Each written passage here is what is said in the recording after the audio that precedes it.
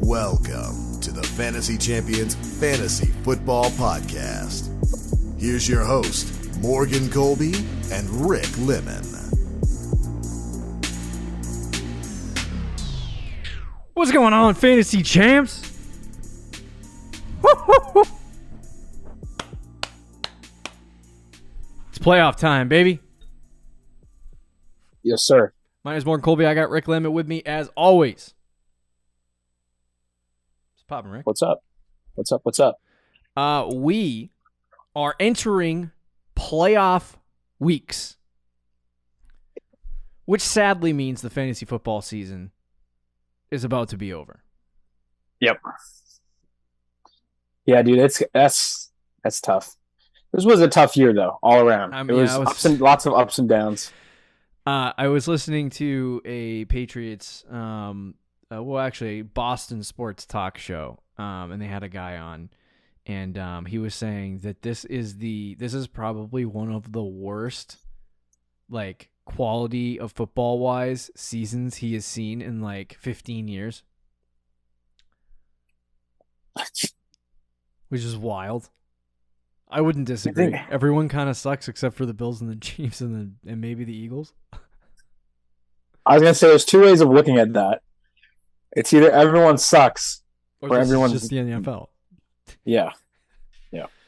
I guess compared to the quality of what it was before. Either way, fantasy football seems. I can't wait to get into the offseason and talk about some of the numbers to see if the numbers are down from last year and the year before. I do feel like quarterback play has been worse, unless you run. Yeah. I feel like running back play has definitely been worse, and wide receivers have been up. They're just gonna keep skyrocketing to me. But I can't wait to see that. I can't wait. You know, off season's a fun time. Decompressing in January is fun, and then when I get to February, I'm done. I want fantasy football back. I want to rage. But anyway, so Week 15 is here. The first round of the playoffs is here. We are going to break down Week 14, talk about some things that happened during the week, some of the numbers and players who had success, didn't have success, stuff like that. Break that down really quickly on this episode. And then we will talk about some waiver wire ads for Week 15, and we'll give you one quarterback that you should be streaming for this week as you prepare for your Week 15 matchup, your first round playoff matchup. In the home league, Rick did not make the playoffs. He right to the end there, but too many wins to overcome. Yeah, you said I had a chance, and then I won my last two games and was the highest scoring player in the league both weeks. Actually, this week I think I was second. So I was either first or second in scoring last 2 weeks, won both games, but I still missed the playoffs. Yep. That's how it works. So I really did I really have a chance when you said I had a chance? You might have. If I don't know what the 7-7 teams don't look like, or the 8-6 teams that are now 8-6 because they won don't look like they did too well. So you might have caught them. Let's see. No, you wouldn't have. I needed to win. You needed a lot. No, I just needed to win my because I had played one of the guys that made it, and we were tied at the time, and I lost.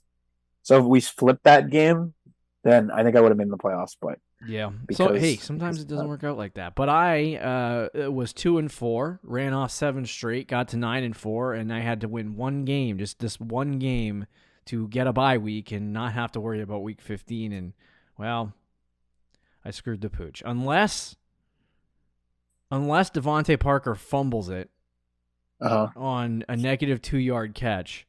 Okay. And Patriots D gets negative of 12 points. I don't even know what that's the Cardinals have to score like 60 points, I think, for that to happen. Like Yikes. Anyway, I'm actually kind of glad I'm toast so that I can just focus on rooting for the Pats tonight instead of being like rooting against them. So you need the Cardinals to score. Oh, because I would have done that. Patriots are toast. I have a chance to win a championship, so I know who I'm rooting for myself. Wow. Anyway. So I might have missed out on the home league, but the dynasty leagues, bro. Yeah, you crapped on making it rain. I got 4 bye weeks. Fantasy champs. This league that we're in needs every inch. Did you make the? Sorry, I got 3 bye weeks, and then this other dynasty league. Did you make the playoffs? No, you didn't. You didn't make the playoffs. League of Ordinary. No, no, you were 5-8 in 10 Yeah, man yeah. band. You were second. Oh, to 10-man last. band? No, I choked. Yeah, you choked up. All right, yeah. So I made it close at the end. I made the playoffs in 3 leagues. 3 out of 6. Let's see. 1, 2, 3, 4, 5, 6. And 2 I was tanking in. Do we count the tough league? Yeah. I think I made the playoffs in 5 of 8 leagues then. There you go. That's good. So, and 4 of those 5 I have a bye. What's the tough league? We need to win that. Yeah, I think we won, but it's unless Ramondre gets 37 fantasy points. But we would have the tiebreaker over some of the other teams. So I think we're in. Yeah, no, we're in. 8 teams make the playoffs in that league. We're in. Yeah. So even if we lose. Anyway, we're going to help you with the Week 15 waiver wire and help you start getting prepared for your Week 15 matchups. We got starts and sits a little later this week. We got a Thursday night preview. For the first time ever, Thursday night football is going all the way to Week 17. So we are going to have a Thursday night football show all the way through all of the regular season content. Wow. Which is wild. That's never happened before. They usually shut that down in Week 15. So we'll do that. But before we do, check out our website, fantasygymnasts.com. Follow us on Twitter, Instagram, Facebook, TikTok. If you're listening on Apple Podcasts, Spotify, Stitcher, or any other podcast platforms, please leave a review, share this podcast with your friends. If you're watching on YouTube, subscribe, click the bell for notifications, like, and comment down below any questions you have for us pertaining to waiver wire matchups. Now, I do want to preface this week. Handcuffs, first priority. Get your handcuffs. Like anybody that's on your roster that is a running back that has injury history, you should probably run out and grab the guy that's his backup for the playoffs. Secondly, I usually take this time and not care about who's on my roster and the bench. Don't start dropping really great players that can be backups in case guys get hurt. But if you have a guy at the bottom of the bench like Nico Collins and you're trying to choose between a defense and Nico Collins, I choose the defense because you need the defense for the playoff matchups. Should I keep Corey Davis on my team, or should I pick up a defense that could win? If you need a player on the waiver wire to start, then screw it with some of the players on your bench. You can drop them. Like, it's not a big deal. But at this point, if you're in the playoffs, your benches should probably strictly be like handcuffs and then defense. Yeah. And then you might have one guy that like if you have 6 bench spots, you could have one guy that you could sub into your flex if needed, maybe 2, but it's going to be majority for that. Now, that pertains specifically just relating to redraft leagues. If you're in a dynasty league, don't start dropping people. Oh, yeah, of course. Of course. We're purely redraft, yeah. But anyway, let's jump into the recap portion of the show and quickly talk about some guys. Trevor Lawrence has been, I'm actually curious to see, he had 33 points this week ending as the QB1. On the season now, Trevor Lawrence is QB8. So that projection by Rick, potential breakout for Trevor Lawrence, really good. Justin Fields through 14 weeks, QB5. So we got 2 quarterbacks here. Yeah. We should have just stuck with Lawrence and Fields and said screw Lance, but hey, we can't predict injuries around here. That's true. Maybe we could. But anyway, so Trevor Lawrence finishes with 33 points as the QB1. I'm really, like, rushing-wise, he doesn't provide a lot, but he kind of reminds me a little bit of, like, a Herbert-type quarterback, where fantasy-wise, from that perspective, he's probably going to put up Herbert-like numbers in the future, which would be, what, QB5 or 6, somewhere in that vicinity, if he continues to have success the rest of his career. So, but he finishes QB1 this week, and if you had him starting, you got yourself in the fantasy playoffs. I mean, this year, because Herbert is having a down year for touchdowns, Lawrence is actually ahead of him. Herbert's QB9. Oh, yeah. Yep. Lawrence is QB8. But yeah, the last 2 years, Herbert was QB2, and then his rookie year, he was QB9, but he missed 2 games. So he was like QB5 in points per game. So, right, around that range, I think that's a good comp for him. Lawrence has emerged. Yeah, love Trevor Lawrence. Yeah, we got. There's one we got right. Yeah. Jalen Hurts, 30.38 points to QB2 on this list. MVP of the league. He should. Yeah, Mahomes is pretty good. Mahomes had 3 interceptions this week. Ooh, maybe Jalen Hurts is now ascending. Right. All right. So last couple weeks it's been Josh Allen and Mahomes as QB1, Hurts is now the QB1. He took it back. Okay, there you go, Jalen Hurts. We'll see what happens in the last 5 weeks here. See if he can take over that spot. Fully take over that spot. He was QB2. Russell Wilson emerging from the dead corpse of the graveyard. 26 points, throwing some touchdowns.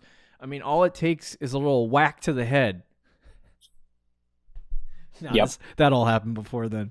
But he looked all right in this game. Maybe the Denver Broncos unlocked a little bit of something in this football game. And that would be beneficial for all those Jerry Jeudy owners in the playoffs. Jared Goff, 26 points. Here's the news on Jared Goff. What was the news? Franchise quarterback. Oh, yeah, I did. I did. That's I mean, dumb. if the Lions make the playoffs this year, it would make sense. But now, okay, I don't think he's a bad quarterback. I'll say that much. I've been of the mind since he was traded from the Rams. Everyone said he sucked, and I was like, Jared Goff's not a bad quarterback. He's mid. He's top 15. Like he's not great. He had his last 2 years with the Rams were pretty mid. Yeah. So he's just a mid quarterback, which is good enough to win football games in the NFL. So with Jared, I think what the Lions should do from a football hierarchy football perspective, they should draft a quarterback this year. Well, so I was going to say, if they think Jared Goff's the guy, and let's say they view it as you, and they're like, Jared Goff is solid, he can win his games and everything. But let's say you get the second overall pick. The Rams are the second worst team in the league, which doesn't look like it's going to happen anymore. But let's just theoretically say it does. CJ Stroud. Wouldn't you still draft Stroud or Young there at 2? If you have the opportunity to? I might, and let him sit until Goff vomits. Because it's not like you're trading up to get him. So let's say Goff, you draft the guy, and then Goff wins MVP and just starts dominating or is doing what he's doing and even more so. Mm-hmm. You can always trade Young from first round picks. Well, or you can use the 2 firsts. I really do. I think that they don't. It's an interesting spot. It's an interesting spot. I would think that they would probably go offensive line or defense because they desperately need defense over there. So if they really do believe Goff is their guy for the next couple of years, which I think he can be, but to just say you're investing in, what is he? He's late 20s, early 30s, right? 28.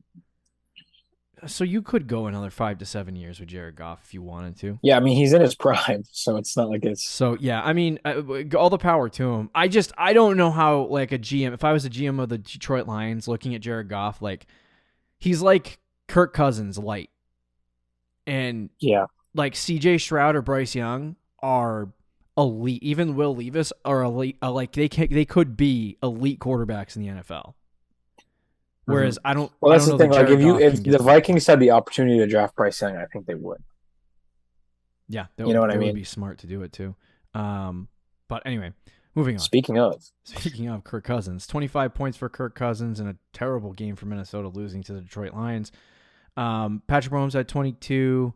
Geno Smith continues to be between QB. Dude, he's QB6 on the year. Wild. He keeps getting the same numbers, so hey, all the power to him. Brock Purdy. I was kind of about to rage on Twitter about people telling you to start Brock Purdy this week, but it worked, and he has an easy fantasy playoff schedule, so that might be a guy we got to chat about on the waiver show. But Josh Allen had 20, Justin Herbert had 19, Daniel Jones with 19. We told you to sit him this week. We apologize. Ryan Tannehill had 18. Joe Burrow was 17. Watson, fantasy-wise, good. Real-life-wise, looks like the biggest waste of $250 million I've ever seen in my life. I will say he looked better, I think, this week than he did last week. Yeah, his interception was bad, though. Yeah, he won't. Did you see his interception? Yes, I did. He will not be. I don't think he's going to be good until next year. Yeah. Some guys that busted out at quarterback. Tom Brady with 12 points. We started him in a league. I had him ranked at QB 15, so I guess that wasn't too far. I had him ranked QB 21, and I was like, I don't want to start him, but I was kind of. I guess we were both right in some way. Yeah. Same vicinity. Mike White, big waste of time. Derek Carr with 4 points on Thursday night. That was a killer for, I think, a lot of people because that matchup Did not seem too difficult for Derek Carr. This is why I don't like playing quarterbacks or skill players on Thursday night. It's just so advantageous for a team to upset another team. It's just... It's a very weird game. So disappointing matchup for Derek Carr, especially for me. That is probably the reason why I don't have a bye right now, because of that friggin' idiot. I literally was a bust. I'm like, I need to hold on to him because I feel like he has a good playoff schedule, and I like in case Justin Fields is just he runs all over the place, but he's like one sideways hit away from tearing his ACL at this point. So I think you're okay with dropping Carr if you had to. I'm nervous. Because then, if Fields, if that does happen, I don't think anyone's going to pick up Carr, or there's other guys like I think I dropped Rodgers. He has a good playoff schedule, even though he's mid. But so yeah, any other quarterbacks you want to hit on? I asked about Tua. Well, you know what? You start getting film on a football team, and what happens? Yeah. That's true. And Tua, I said this week. I said this. Buffalo. I said this every game. I actually think the Dolphins might win that. I don't want them to, but I think they might win that football game just because they've lost a couple in a row here. But I've been saying every week I watch Tua, he makes some throws, man, that are just like, what the hell are you doing? And it's not just one throw a game or a couple throws a game where it's bad. It's like there's at least 4 interceptable throws a game that he throws, and it just bounces off the hands. And I'm like, this guy should have at least a pick a game based on the way I watch him play. And so I think it's like he didn't have a pick in this last game, but I think his throws are starting to catch up to him a little bit. Yeah. And I think this, go ahead. To be fair to Tua for this week, I think the Chargers had really good coverage, which was surprising. Yeah, considering they're playing against Hill and Waddle, but there was really good coverage, and they got pressure. Tua didn't have a lot of time. Yeah, that's the thing. That's kind of one of the problems with Tua is like you need it to be perfect. Yep. You need to have a good offensive line. You need he needs to have time back there. He's not based on the last game where last Thursday night football game, not the last one, but the one before that with the Patriots. Mac Jones even showing a little bit of like running around in circles. Yeah. Bill's defensive tackles couldn't catch him. I wouldn't be necessarily bragging about that one, but it showed the difference with the people who have been saying Tua is the better quarterback the last couple weeks, and that Tua is better than Herbert. I was so happy last night because it just showed how much better Herbert is than Tua, and it wasn't close. And they had similar situations. And I wouldn't even say that Herbert had that all great of a game either. Well, I wouldn't agree. Chris Collinsworth in the broadcast said it was the best quarterback performance he's seen in years. Okay, that's... I mean, stretch, I don't know if you watched it, but he was getting pressured the entire game and was making guys miss and throwing sidearm 15 yards down the field perfectly in stride. He was. Yeah, I've seen better games for him. He only had one touchdown, so that's why the stats are going to look bad. Yep. But they had a goal line. They were on the goal line multiple times. They ran it in, and then they kicked 3 field goals. So right. But he could have easily had a 4 touchdown. I do think this nonsense about because I wanted the Dolphins to win. The Chargers really need to lose football games. Patriots to be in the playoffs. But anyway, but no, I think it was vindicative of the Tua conversation where it's he's good. He's a good quarterback, good NFL quarterback. Yeah, top 15 definitely. He's not a generational talent. He's not a generational talent, and he's not a player that if you let's say next season, God forbid, Tyreek Hill something happens and he is out for the season, right? They go back to what they looked like, maybe slightly better version in 2021. You know what I mean? I think you lose that elite player. The defense is focused on Jalen Waddle, and then all of a sudden it's done. It's over for the Miami Dolphins offensively. Then you're going to be able to stop the run. You're going to be able to stop Jalen Waddle, and then you're going to force Tua to have to make plays, which he can't do, and you've seen that the last 2 weeks. When things aren't he's done a couple of really good things this year, but when things aren't scripted the way he wants them to, and he has to try to make something happen, he can't. You know what I mean? It's just He's worse. I hate to say this, but he's worse than Mac Jones when it comes to like when he gets pressure applied to him, he just collapses, like his brain falls apart.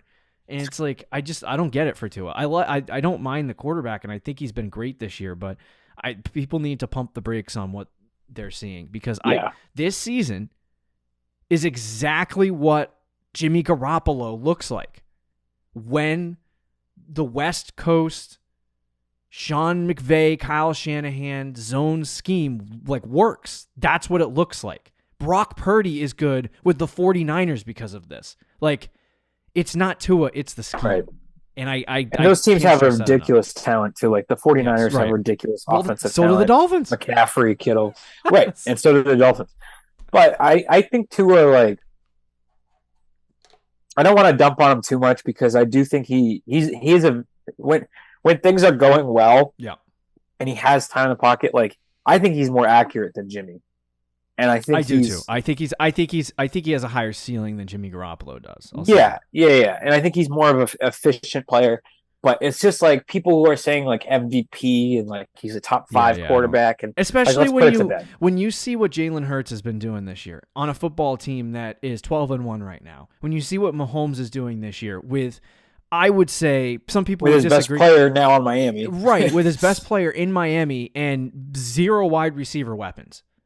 You know what I mean? Like, hey, don't hate on Juju too much, bro. I don't hate on Juju, but Juju's not breaking the bank athletically. So like Patrick Mahomes just lighting it up this year. You know what I mean? And then like even Josh Allen, despite his inefficiencies the last 4 or 5 weeks, like he started off the season really good, and he's still, number 2 for me in the NFL at quarterback. So it's just there's so many other guys that are having success that Tua should be on the list, but I just don't think he should be that high. So anyway, let's move to the running back position quickly because we wasted I think 20 minutes already. Oh, we can speed run the rest. All right, in PPR leagues for the running back position, Jerick McKinnon with 32, bunch of catches, bunch of opportunities. That won't continue to happen. Kind of frustrating. I'd like to see Pacheco get some of that work because if he did, he looks more like Kareem Hunt than anybody they've brought in since then. More so than Clyde. Would you say Pacheco's better than Clyde? Clyde has been really. What'd you say? Well, when both guys are healthy, would you say Pacheco is? I would say Pacheco is probably better than Clyde. There are some runs. So you've changed your opinion? I changed my opinion. I remember in the there was a bad draft selection. I'm still standing by that. Like, I was like, it's a good, like when he was in the 14th, 15th round or 12th to 13th or even like the 9th or 10th round, I was like, oh, Pacheco, great pick. And then when he turned into like a 6th round pick, I was like, what are we doing? Like, what are you people doing? Yeah, no, I agree with that. But I mean, I remember in the preseason, you had watched one of their games and you said he didn't really impress you. He didn't impress me at all. But there's times now where he's run like at the end of that. Did you watch the end of that game against Denver? I didn't watch the Chiefs Broncos game though. At the end of the game, they needed Denver had come back, right? And they were stopping the Chiefs, and the Chiefs just needed the first down. It was like 3rd and 7, and the Chiefs was like, frick it, we're just gonna run it. And so they run it up the middle, and Pacheco like carries 3 guys for a first down. Oh my gosh! It's like, who is this guy? So he's a gritty runner, but I don't think he has like. I don't think he can do anything else well. But anyway, Jerick McKinnon, 32 points. That won't happen again.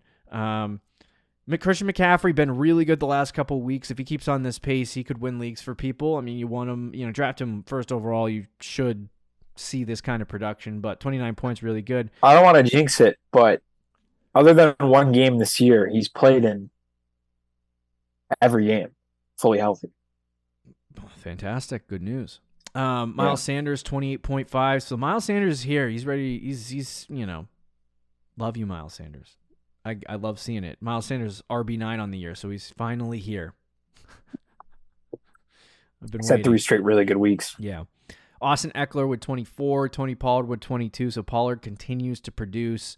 Derrick Henry had 20, Josh Jacobs with 19, Chuba Hubbard with 18. Chuba, man, I picked him up in a league by accident. How do you do that by accident? I picked him up as like I don't have anybody else to start. And then he gets. Can I gloat about Foreman getting 8 points, or is that still good enough week? Yeah, you can gloat in a minute about that. Okay, cool. J.K. Dobbins with 18. Ezekiel Elliott had 17. Zonovan Knight. What are the Jets going to do? 3 straight weeks when Brees gets back? I don't know. So, like, I thought this week, because Michael Carter was injured, right? But this week he came back. So I was like, okay, so Knight's not going to be as big of a factor because Michael Carter's back and he's the starter. But no, Michael Carter only had 5 carries for 5 yards. So disgusting. Zonovan Knight was the guy. He had 17 carries. So he seems to be the guy. I don't know what they're going to do next. I mean, I don't see them going into the year with all 3 of these guys. Yeah. James Robinson's out of the equation. They're going to release him. He's cut. Yep. It was a waste of a trade.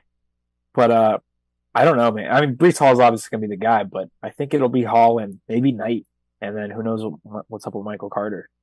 Yeah, this guy came out of nowhere. Marlon Mack with 15. He also came out of nowhere. Yeah, this is Marlon Mack and McKinnon. I saw that name and I didn't even question it because I just went into Time Machine 2019 mode. So right. If you look at his numbers, he hasn't had more than 1 fantasy point all year, and then this week he gets 16. Najee had 13. Good game back. Joe Mixon played. He had 12. Some good performances there. Yeah, Donta Foreman did bust. I would say Dalvin Cook also busted on the week. So Swift.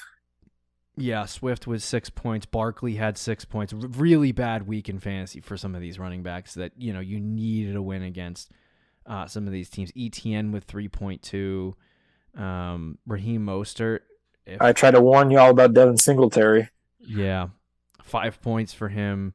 So I just one of those weeks, and it happens to be like I haven't seen a week this bad for the running back position all season. Did you say ETN too? Yeah, I did say ETN. Okay. So, which I would say quickly on ETN, kind of nervous, kind of concerned. Don't know what to do with that. Schedule has gotten harder since the bye week, and so tough. His schedule's gotten harder. He hasn't produced as well, and they're not using him in the pass game. It's like 3 things at once. I don't know what they're doing. This is Doug Peterson. Did he know how to use Miles Sanders? No. So dude, don't tell me ETN's going to be the new Miles Sanders. It's going to take Doug Peterson being fired for another coach for him to like. I just don't know if he knows how to use running backs. I think that's it's not like he doesn't like to use workhorses because he's shown it. Mm-hmm. I just don't think he knows how to use the running back position. And like at the end of the game, right? The Jaguars, they won, but they were going for 2 because they were up, I think it was 26-14, and they were going for 2 to make it 28-14 against Tennessee. And ETN was in for all of the red zone package. And then they go to run for 2, right? They go for 2. And they put the backup running back in. Like, what are you doing? Yeah. Like, your best player is on the bench. Like, what are you doing? I just don't get it. Like, if you really think that's a big play in the game where you have to go for 2, like, why are you putting your backup running back on the field in that moment? It just makes no sense to me. He's had some fumbles. I think they're kind of nervous about that. But yeah, either way. I don't know. I'm just surprised that he only has 25 catches this year. I thought he would be in like that 50+ range for receptions. But yeah, disappointing. He's going to be one of those guys that was like worth the draft selection. But was he really? Like at the end when you remember him, are you going to be like, yeah, ETN? Like I also think like this is his year back from his injury too. And, yeah, next year will be the year I think he. And there was like a lot of like muddied stuff in terms of like James Robinson starting the year and then him having to take the first 4 or 5 weeks of the season he was not doing anything. So either way, let's quickly go over wide receivers. Justin Jefferson had 33. So I guess he did that without a touchdown. He's the what? Yeah, what the hell, dude? He's wide receiver 1. He had 223 receiving yards. Wild. That's crazy. I can't even with Justin Jefferson, man. I see. You know what the problem is? I'm late, and I might have to play him next week. So frick me. He's the wide receiver 1 now. This is one of those situations where, well, I don't mean like late as in like I would have drafted him if I had him, but now it's like it's one of those things where it's like I didn't have him in any leagues this year, and if I draft him next year, he's gonna have like a bad season on me. Right. Just because it's me. Jerry Jeudy with 33. This proves to me, okay, that when Denver figures it out offensively, I think Jerry Jeudy can be an absolute freak in fantasy football. I just don't know if they're going to figure it out. I was going to ask, like, does this justify our offseason takes? I don't think one game can justify our offseason takes, but it feels good. Like, he's clear, like, when Sutton played without Jeudy, he gets 11 fantasy points, and he gets the targets, he gets catches, but he doesn't do anything, right? When Jeudy plays without Sutton, he's freaking Justin Jefferson, CeeDee Lamb, Jamar Chase. Like, he's in that category of guys. Tyreek Hill. And he goes off, and he gets 33 fantasy points. He has the actual talent. He was the better receiver. He is the better receiver. And when he's actually played this year and not gotten injured mid-game, overall, he's been very good in a bad offense. Yeah. Jerry Jeudy. Love Jerry Jeudy. Jamar Chase, 28 points. Mike Williams, 26 points. Back and better than ever. Chris Moore for Houston. They had to throw the ball to somebody. Playing spoiler over there in Houston. Still lose the game. For Chris Moore. Juju, we also told you to bench him. He had 22. I apologize. Zay Jones with 21.7. I traded him, and he's had 2 weeks with 20 points. This is every time I trade anybody. DJ Chark with 20. I said one with 3. DJ Chark with 21. I actually think getting Jameson, who I did want to mention on the show because he did catch a touchdown, wide butt open, like I cannot wait for a full season with Jameson Williams. I already got a list of breakouts for a wide receiver next year. Like ready to go. He's on top of the list. When's August? When's September next year? Anyway, DJ Chark, I think this opens things up for him a little bit for Jameson Williams. I don't think he's going to be a 21 point a game wide receiver rest of the season, but I do think that there might be, you might have to. The problem is it's so late in the season, so like you can't just roll DJ Chark out and hope, So I would take one more week if you can, in the first round of the playoffs and just see what he does before you even consider like really throwing him in your lineup, unless he's going up against an easy matchup, which I don't know. Keenan Allen had 21. Marquise Godwin for Seattle, 20. Yeah, I don't know. Adam Thielen had 19, so that was a good start for Rick, popping that one in there at the last second. And then Peoples-Jones, your guy, 19 points. And then a lot of guys scoring the same point. Reek Hill had 18. Metcalf had 18. Smith had 17. A.J. Brown had 17. Hold on. What did it say they gave you for Tyreek Hill? 18. That was a wild game for Tyreek Hill. He recovered a fumble and ran it back. So on Sleeper, they gave it a touchdown. Which I don't know if that's right or wrong. I feel like that should be a touchdown for Hill, right? But it does not count as a fantasy touchdown on most platforms because it was a fumble recovery for a touchdown, which is technically defense. Interesting. So, but yeah, Sleeper gave him 24 fantasy points. Yeah, so he gets 18 here. I faced him and he had 23 against me, but most platforms don't count that because it was not a receiving or a rushing touchdown. All right, the other guy I wanted to mention, Jameson Williams. Where did you go, buddy? Where are you? He did catch a touchdown in this game. It's just, I guess it's way down on Jameson Williams. 11.1 points, got a touchdown, first of his career. The Lions are so cautious with injuries. Like you look at Swift. Jameson Williams finally comes back, right? Yep. He has 10% snap percentage, 1 target, no catches.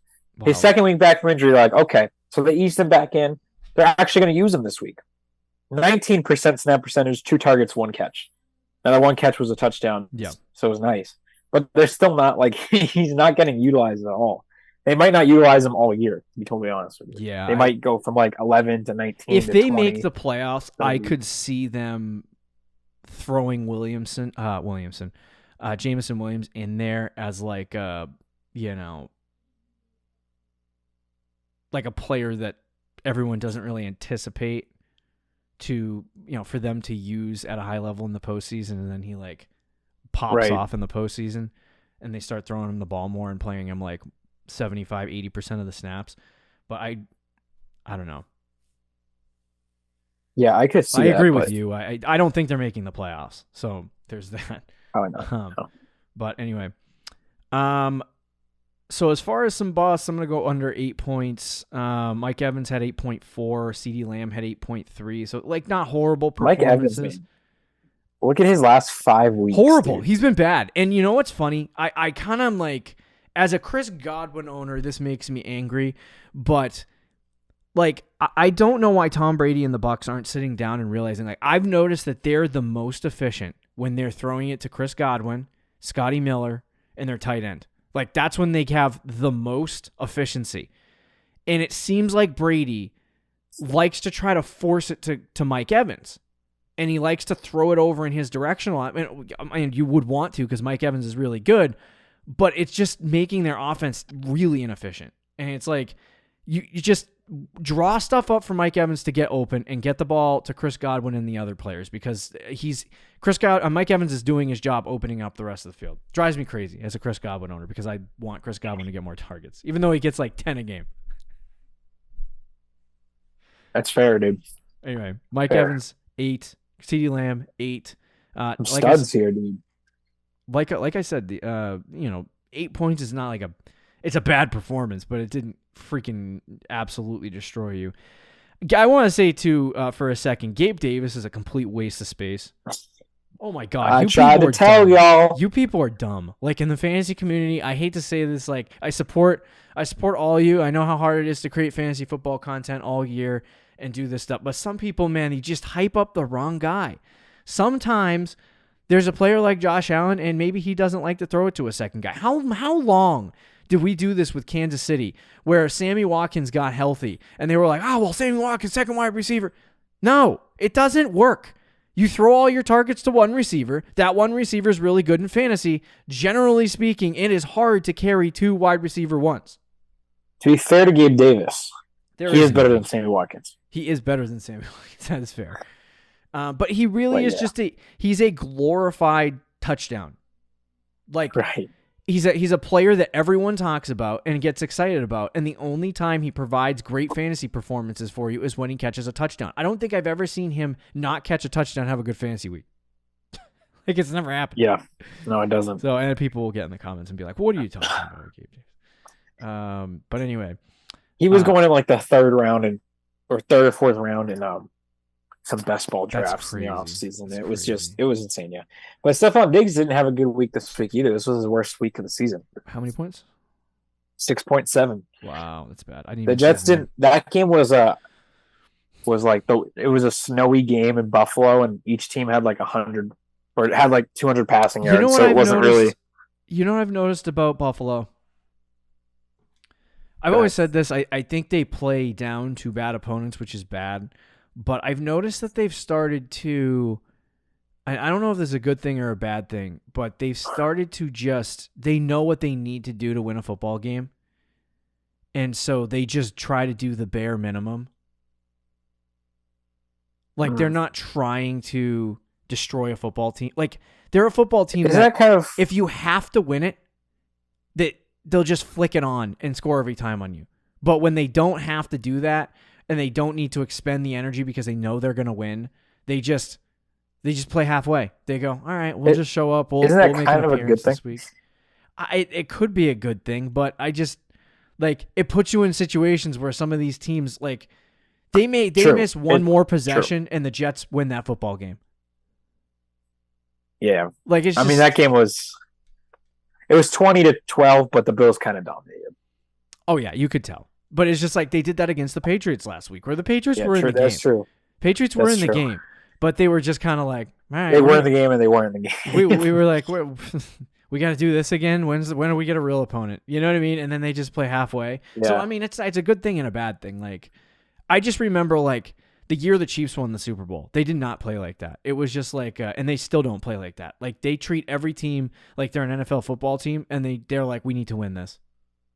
Right, that's true. Their pants off. So I don't know why the Bills do that. It's a bad mentality. That's the thing. It's like, because then what if you go into the playoffs, right, and you play a football team that's not very good, like the Patriots or the Jets again, and they seen you a third time, like I don't think the Patriots would win, but the Jets very well could win a football game against the Bills in the playoffs.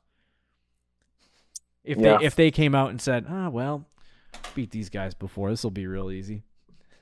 Let's just start getting prepared for Kansas City. Anyway, Jalen Waddle had 5.1 points this week. Not very good for him either. He's kind of been a roller coaster all season, which makes me angry because how elite would he have been on a week-to-week basis if they did not get Tyreek Hill? It was literally Tyreek Hill for them was like extra. I know. So I was like, well, we don't need him, but what the frick? I mean, looking back though, it was a good deal, good move. It was a good deal, good move, and they could have used a different wide. Like, it would have been nice to have a wide receiver 2 to go with the Waddle. Yeah, Hill is just like he's the wide receiver 1. Right. But if you take Hill off that team, they don't have a lot of depth at wide receiver, so it would have been nice to get another guy. It was just Tyreek Hill, Right. All right, let's quickly go through the tight ends. We'll get you some waiver wires and get you out of here. Evan Engram was the tight end 1 with 39 freaking points this week. What the heck? Dude, he's tight end 4 on the year now because of that 1 week. He went from like tight end 15 to tight end 4 in 1 week. Is he higher than it? Oh my God. Love you, TJ Hawkinson, by the way. Yes. Yeah, that's wild. Isn't it? He stayed healthy too. Kind of reminds me of Hunter Henry last year. Yeah, a little bit. David Njoku, 18 points. This guy, I got to learn how to say your name at this point. You're going to keep being good. Chegoziem Akwakwawu. Yeah, watch out. 2 straight good weeks. 18 points. Wild. Dalton Schultz had 14. Dawson Knox had 14. Freiermuth had 12. Austin Hooper had 11. Hawk had 11. Oh, my God, bro. I was so mad. This doesn't really make a difference. But you ever had a situation in a football game where a team's losing and they throw it at the end of the game and for no yards and he just fumbles and you lose a point on already a bad fantasy day? Yeah. And you're like, what the hell? I just can't win. I was so mad. I was like, he fumbled. Brandon was like, he told me, he's like, he fumbled. My brother told me he fumbled. I was like, are you freaking kidding me? The game ended. He was like, yeah, it was the last play of the game. I was like, all right. That's I'm not gonna lie. Anyway. But I mean, 11 points isn't bad. No, 11 points is good.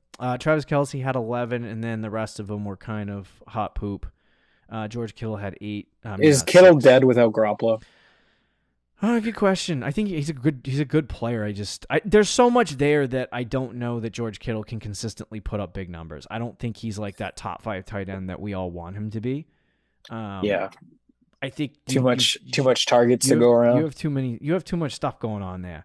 It's a non-high passing volume offense. Well, I think too, it depends on what team they're playing. Like, if they're playing a team that can't cover wide receivers, where do they go? The wide receivers. If they're playing a team that can't stop the run, where do they go? The running back. If they're playing a team that can't stop tight ends, where do they go? To the tight end position. So it's like, it just depends on matchup, I guess. But yeah, I don't know. I don't know what to do with Kittle at this point. Mark Andrews had 3. Did he get hurt? Or was this just a bad game? No, he did not. I don't think he did. People really know Mark Andrews this week got fricked. I think Tyler Huntley, the quarterback, let me just confirm this, but he had 88 passing yards in that game. Wow. Against the Steelers. So, really gross, dude. Yeah. I don't know what to do with Mark Andrews. I just traded for him, too. I was going all in a Dynasty League. I just traded him traded for him. And now he's worse than Njoku, who's on my bench. I'm like, okay. Wow. What the heck do I do? Yeah. Do I just hope Lamar comes back and then he gets 20-point weeks again? Or like Lamar what? Comes back. Oh my gosh. This wild. All right. Let's talk about some waiver wire ads. We'll start with the quarterback position, and we're going to each give you one guy that you can stream this week comfortably in your fantasy matchups if you continually do that in fantasy football. All the power to you and good luck. Rick, you got a guy? Oh man. Well, there's actually a couple guys on this list. Should we talk about the Brockster? Purdy. What are your thoughts on Purdy? I mean, I don't know if he's. I didn't watch this game. I didn't get to watch any of the 4:00 games. Yep. So I just looking at the stats. Looks good. The stats look efficient. Only 21 passing attempts, though. 185 yards. Nothing explosive, but looks like he just did his job. So, in the offense that he's playing in with that much talent, I think it's possible that he could be solid streamable on a week-to-week basis. Who's he playing this week? He's playing Seattle, which is a good matchup. Ooh. But it's Thursday Night Football. Dang. So I don't know. Maybe we'll talk about it more in the other show. But, dude, I don't know. It's so gross. There's a guy, and okay, we are pre-recording this on Monday, so take that with a grain of salt. But there's a guy that I find very interesting for waiver wire pickups this week. And you can obviously wait till tomorrow to find out what happened on Monday Night Football. But Mac Jones has the Raiders. We talked about him against Arizona possibly being a good matchup. Don't know how that game turned out, obviously, but he's at the Raiders next week, who suck defensively. Cincinnati's a tough matchup. And then Miami in Week 17, who is on sleeper, a dark green, super dark green matchup for him. So those could be two games where he has success passing the ball, and he could be a good streaming option. At this point, everyone on your waiver wire, if you're vomiting in your mouth on Mac Jones, I can sense Rick's disgust with this. No, it's I don't hate that because of, well, it depends. That's what I'm saying. The only thing if he sucks against Arizona, don't pick him up. But if he's good against Arizona and he puts up really good numbers and has like a 20-plus fantasy point week, then I think he's okay against the Raiders. I think he's okay against 20 Miami. Plus. If he gets like 16, 17, maybe not 16, we'll say 17 plus. Like, he can do Derek Carr numbers.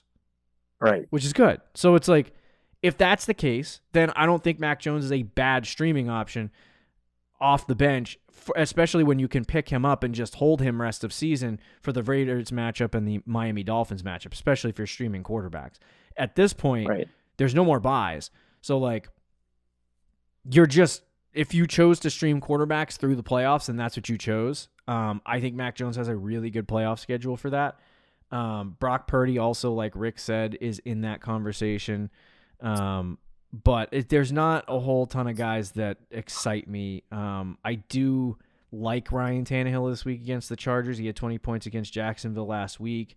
Offensively, Titans look gross, but they're putting up fantasy points for Ryan Tannehill when there's an easy matchup. So Chargers this week, not a bad, and it's a must-win game for the Tennessee Titans. It's a must-win game against the Chargers. So, because they might, if they lose and Jacksonville wins, holy crap.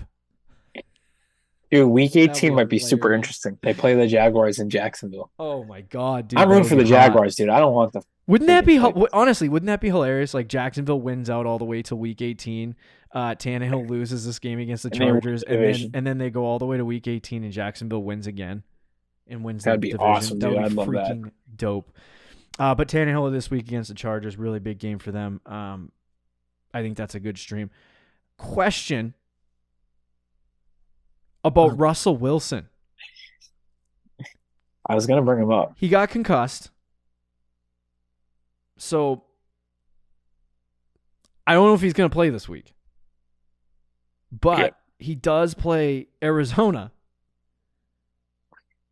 Which in theory should be a good matchup. What are you doing? What are you doing with Russ? You streaming him if he plays? Well, I have to start him in a dynasty league. I wouldn't. I have to start him in a dynasty league. 2-quarterback league. Oh, so now you got sentiment. So I'm going to ride or die with him anyway. Okay. Fair enough. And it is a good matchup. Would I tell you to start him over probably any of the guys you mentioned? Probably not. Maybe over Mac, depending on what happens. Okay. Because we record the show. But I'm not in love with it, but I would consider it. Mike White, in or out? Out. I am out on him too. This week against Buffalo is tough.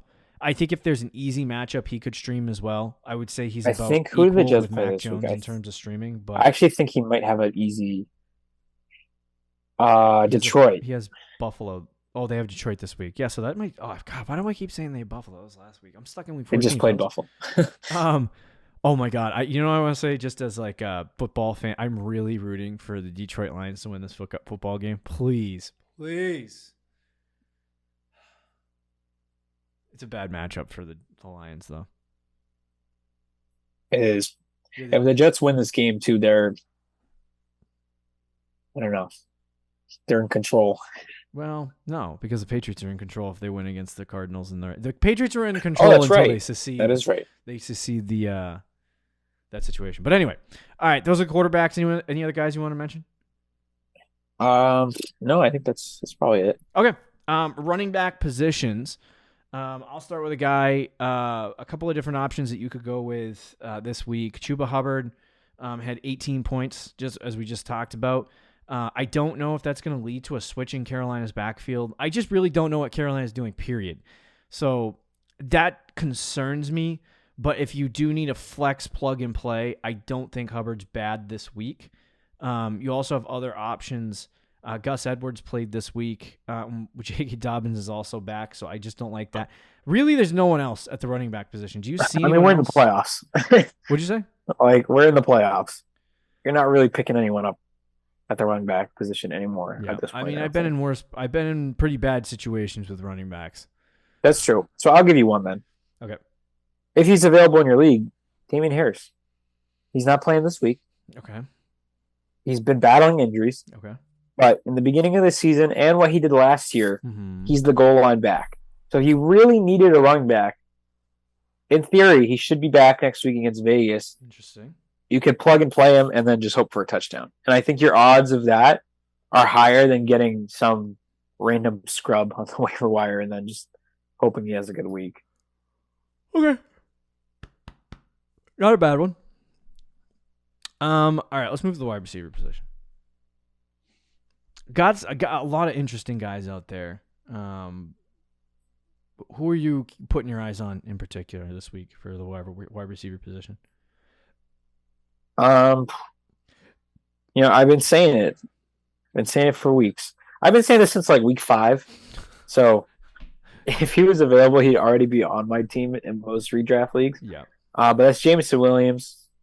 I know we said earlier that, he might not get the opportunity to play a ton this year. Yeah. But the upside is there. And we saw it this week. He had one catch, but that one catch was a 40-yard touchdown.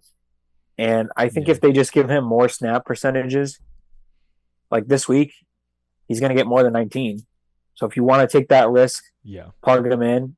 He has, out of every guy on this list, has the highest ceiling, I think, by far for the rest of the season. Oh, yeah. It's just a matter of if they play him. So, it's one of those things, too, with Jameson where it's like he had 11 last week, 19 this week. So I think there's going to be a slow incline of, progressive increase in snap percentage, or a slow incline of snap percentage as the weeks go along. So you could see it like increase to like 30 to 40% next week, and then from that to like 60 to 70 by the time you hit week 16. So if that does happen, I mean, this is the thing that scares me is that against Chicago and Carolina, I don't think it's like a bad play if you need a flex play. But I definitely wouldn't play him this week against the Jets. I just want to see if his snap percentage does increase to like around 40 to 50% next week against New York Jets, then I think I would be more comfortable saying, all right, run him against Carolina, run him against Chicago, and maybe you'll get like a surprise big game. Right. I mean, those matchups are juicy too. I know, it's so I agree with you. Rick. Could play it safe and just go DJ Chark, but especially like if you're in a keeper league too, like pick up Jameson now and then keep him. Yeah, like it's easy money. Especially for next year. So if he's out there on your waiver wire, go get him. I don't mind DJ Chark as a plug and play. Paris Campbell should be rostered. Even though Indy is not good. And then I don't like Chris Moore is a guy that people are going to get all excited about and hot and bothered about. I don't want anything to do with him. No Brandon Cooks or Nico Collins this week. Yeah. It was literally him and Amari Rogers.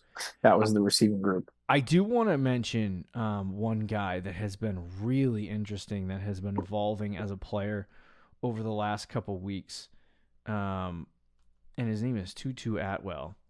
Okay. I had him former in dynasty stash. I still have him. I have him in a, what the hell is it called?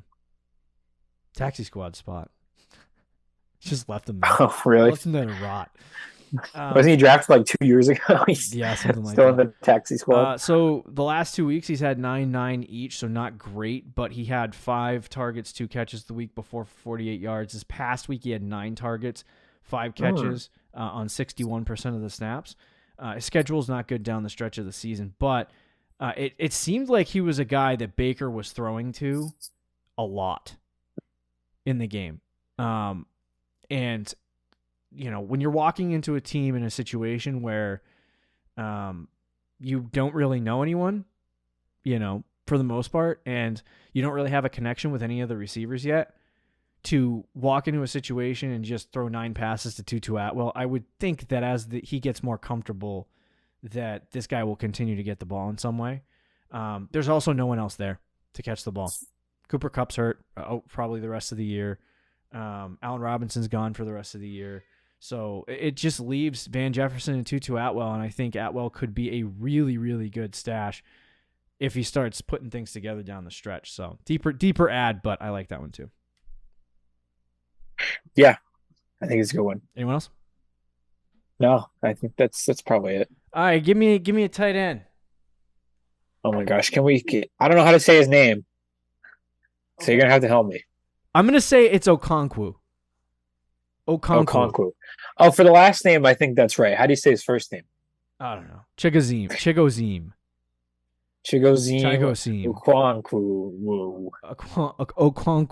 Okonkwo. Can he be the new, instead of Alberto, we'll call him CO? Love it. Big or we CO could just Tennessee. call him Okonk. Okonk, yeah. I love Okonk. it. Oh, dude. I got it. Every time he scores a touchdown. Conk, conk. I love that. Let's go Conk. His nickname is now Conk. He last 3 weeks, I think he's gotten 5 targets every game. Yeah, I like it. Had a touchdown this week, and then last week had 10 fantasy points without getting a touchdown, which for a tight end is usually a good sign. And then 18 points this week, monster week. Feels like he's emerging in that offense as a pass catching tight end, maybe the next Jonnu Smith for the Titans offense. Yeah. So I think he's solid. And of all the tight ends out there, you might as well take a shot with the rookie. Yeah, I agree. I like Conk. The other Conk out here, spelled with a C, Tyler Conklin. Not a bad ad, but I don't like him against Buffalo this week. A guy I don't mind is Austin Hooper. I keep thinking the Jets are playing 2 tight ends on the same team? The Jets are not playing Buffalo, Morgan. Yeah, that's not. They're playing Detroit. So Conklin is a good play this week. Forgive me. Okay, there we go. So I wouldn't mind him, but if Evan Ingram, if he's available anywhere. Hey, you've been telling people to pick him up for the whole season? Weeks. Yeah, I would say pick him up now. But yeah, they're your tight ends. Anyone else you want to talk about? No, I think that's it. I would say don't pick up Taysom Hill and start him. I'm done with that. Yeah, I'm good on that. I'm good on that. There you go. We got Thursday night preview. We're going to talk about the Thursday night game, get you ready for that, and then starts and sits and send you on your merry way for the postseason. Be sure to check those episodes out. We'll see you later, guys. Dude. Thank you for listening to the Fantasy Champions Podcast. Make sure you subscribe on iTunes and YouTube, and follow us on Twitter @TheFFChamps.